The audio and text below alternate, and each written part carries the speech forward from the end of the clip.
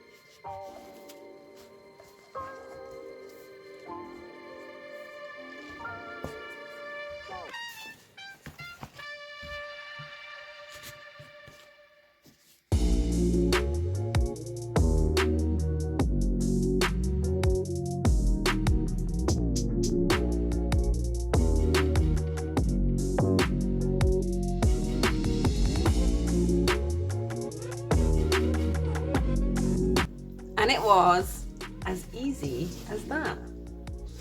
So I think next time I wouldn't use my tea towels to dry them, because you can see this sort of grid on them. I think something a bit more flat would be better. I would put a bit more white in because they're not as dark as I thought they were going to be, but I would like them a little bit whiter. I'm also next time going to put in some coloured paper as well and see how that works out. But for just now, I think that this 6 sheets would do for test prints, because as some of you might know, these are, well, they're going to be in the shop with art prints on them. I want it to be a bit more eco-friendly and nicer to the trees, and that is why we're doing this process, which I think is really cool. So yeah, it was really easy and not as messy as I thought it would be. The only thing is that you need enough room to hang and dry them all. I don't think there was anything that I would change apart from the tea towel thing, and my sponge was quite a small sponge, so I in the end just folded my tea towel so that it would fit in here, and I just kind of pressed it down and soaked up the water that way. It was a lot quicker as well that way. But yeah, I am very happy with this process. So if you guys want to go ahead and do that at home, that would be cool, and let us know how you get on. And I'd love to see some pictures. So if you pop over to Instagram and give us a follow, you can easily message us there and show us, or tag us actually, and I can repost your tags of your beautiful paper. So that's it for this week. Next week we might do some printing on here. And yeah, thanks for coming and hanging out, guys. We'll see you next time.